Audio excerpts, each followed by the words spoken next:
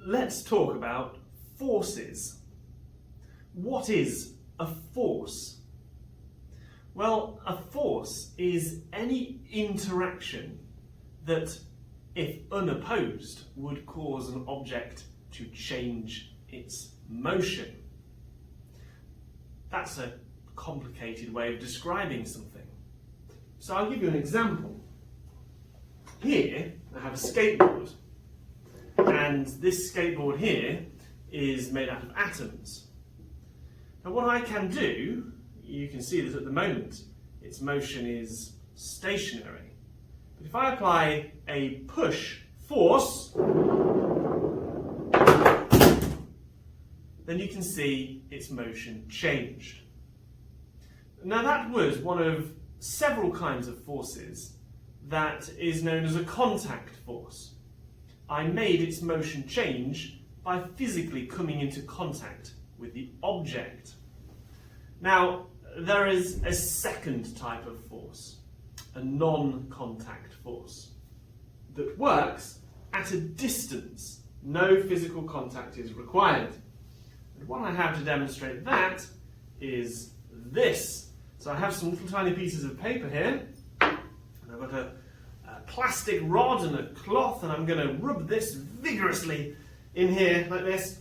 And what this is doing is it's actually building up an electrostatic charge. If I've done it enough, then I should find I can make the paper jump and dance about, and its motion physically changes even though I haven't physically touched it. So that is an example of a non-contact force. So we can divide our forces into two groups. There are contact forces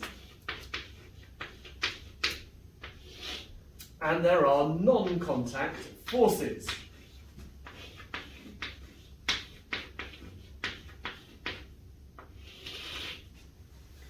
Let us first look at the contact forces. So the first and most obvious of our contact forces is the push. Simply pushing at something and the motion changing as a result. A lot of forces, when it comes down to it, are actually simply just pushes and pulls.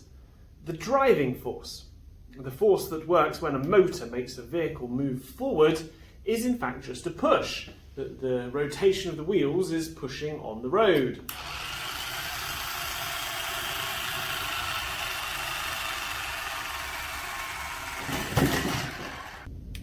And how's this for a push force? A rocket going into space pushes gas out of the thrusters, and it causes the rocket to be pushed the other way. We call that thrust. And it's not just rockets that can create this particular force, aeroplanes too.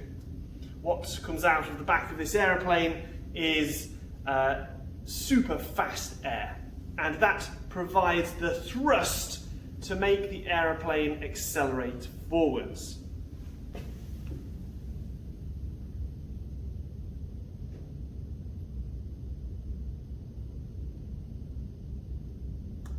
And how about this for a push force?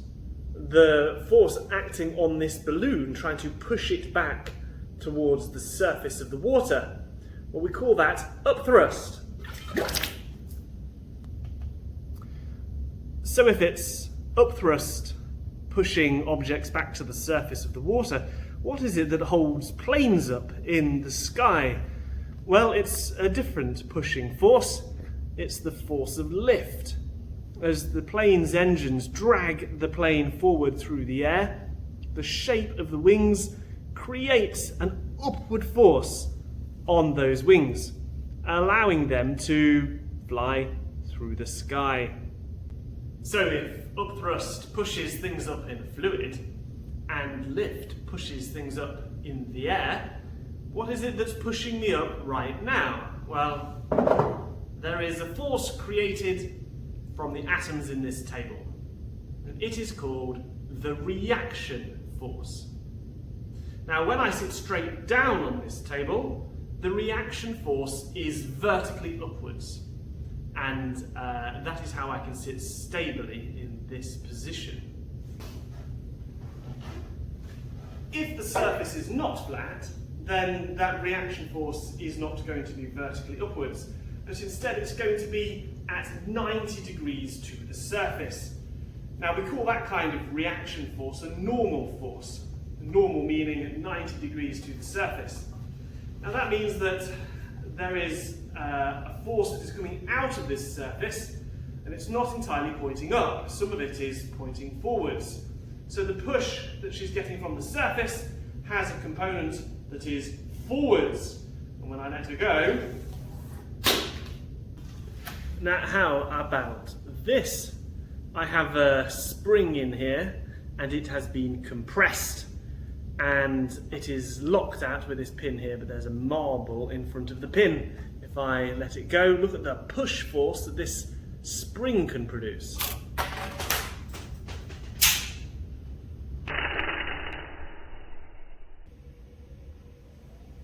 Physics!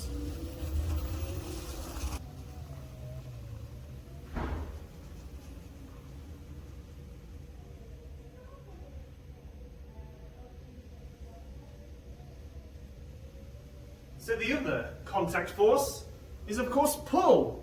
As you can see that here, I'm pulling Rapunzel along. Now, springs don't just provide a pushing force, they can also provide a pulling force. Oh. Of course, there are some other pull forces. How about this one? Tension. The tension in these strings are holding this aeroplane up. They're basically pulling it up against the force of gravity. But what about another force?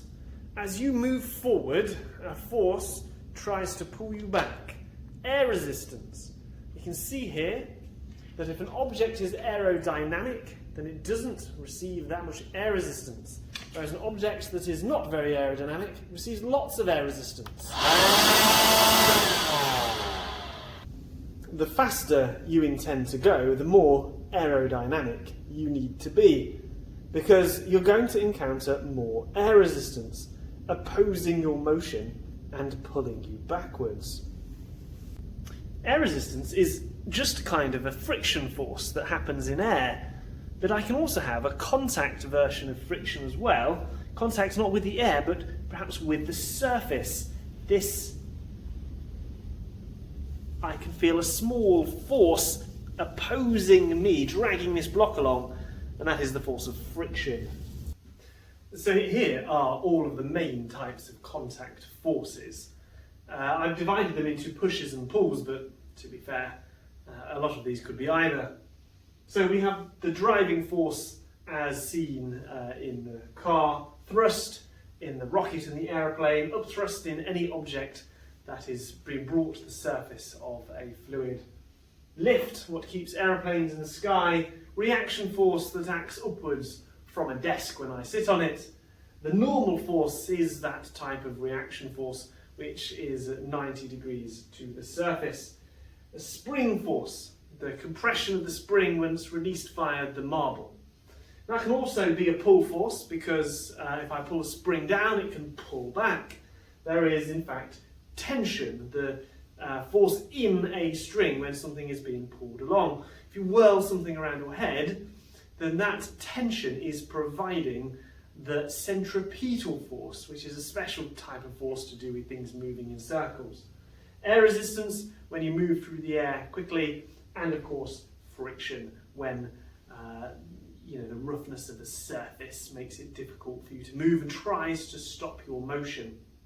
But all of these require physical contact, either with the air or with a surface or with something.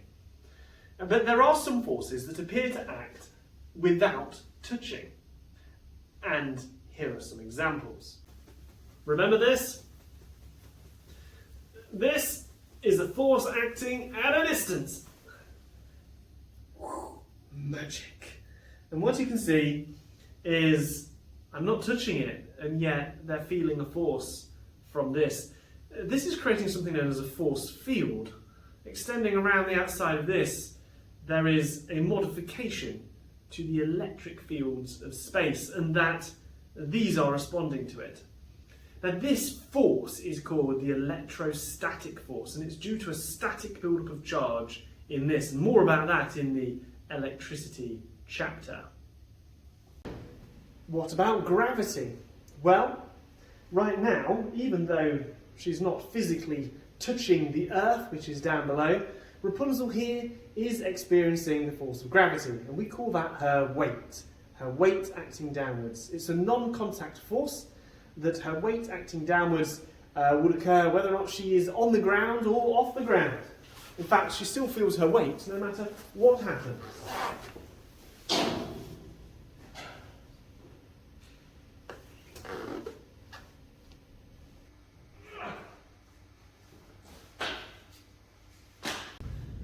What about magnetism? Well,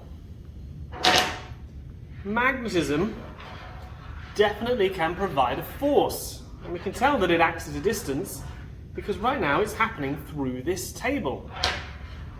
So where does this fit into our picture of forces? If an object is moving around in a circle, then there could be a centripetal force. Now this is the kind of force that pulls the aircraft back towards the centre of the circle. So you see here, it's going around, but if there was no forces acting, it would just fly off. But what is instead being provided through the tension in the string is a force always pulling it back to me. The centripetal force in this case is provided by the tension in the string. A centripetal force can also be provided by those forces that are non-contact forces. The gravitational pull of the sun can provide that tug on the planets, that even though they are moving sideways really quickly, that pull keeps them from going in a straight line and actually tows them round in a circular orbit. Centripetal forces are always forces that are provided by other forces, either contact forces like tension, but also in non-contact forces like gravity. So it's difficult to know where to place centripetal forces. I'm going to place it over here just so that's because in everyday experience you're more likely to swing something around your head, and that tension provide that pulling force towards the centre of the circle. So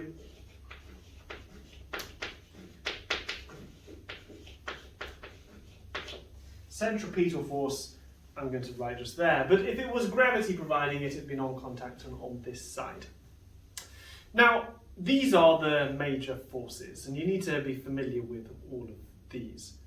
Now, there's one further thing I'm probably going to add that is just taking it a little bit further than perhaps you need to know, and it's this very interesting little thing.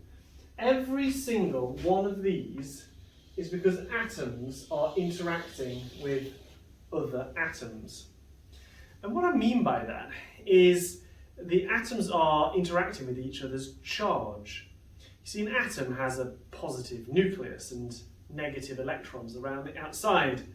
And what we know about those charges is that like charges repel and opposite charges attract. And that's why two atoms can stick together, both attracted to the electrons of the other atom.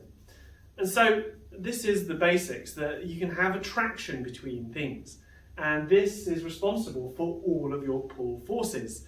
The electrostatic attraction of those atoms. The push forces are all provided because two positive nuclei can't get close together, and so you can't physically press them together, and therefore if you push an atom it would push against nearby atoms. And so the push forces are also electrostatic. It's all to do with the repulsion between the nucleus and the electrons in every single case. Now that means that these contact forces are just a subset of the electrostatic force that we saw up here. Electrostatic forces in a non-contact way are doing exactly the same things as the electrostatic forces are doing in a contact way. Now, a great scientist named James Clerk Maxwell realised that the electrostatic forces were the result of the electron. And he realised that so too was magnetism, but in a different way. And he was able to combine these two types of forces into a particular individual thing. And he called it the for all of the electrostatic forces, magnetic force. And so nearly all of our forces that we interact with on a day-to-day basis are simply due to the presence of the electron in atoms. They are all part of the electromagnetic force. But one or two of these are not. Weight has nothing to do with the electromagnetic force. It is a whole different family of force. Belongs to the force of gravity. Gravity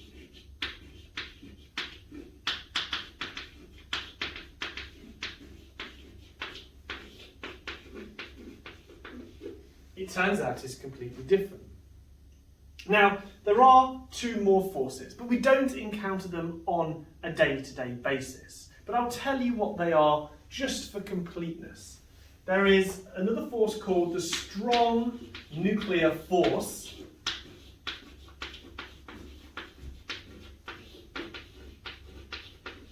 And you might not think you encounter that, but it's due to this that you're able to stand there right now. You see, in the atom, all of those protons sat together are repulsive. There must be another force that prevents them from just flying apart. That is the strong nuclear force. It's holding you together right now. There is one more, which is called the weak nuclear force. And this exists inside all of the protons and neutrons in your body. In fact, it's the reason why we have protons in the first place.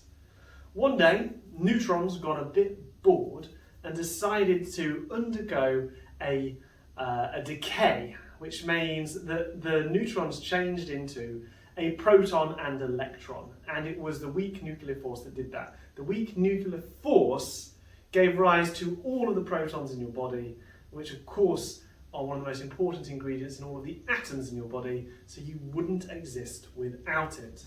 These four forces of nature are fundamental forces of nature, and there is only four.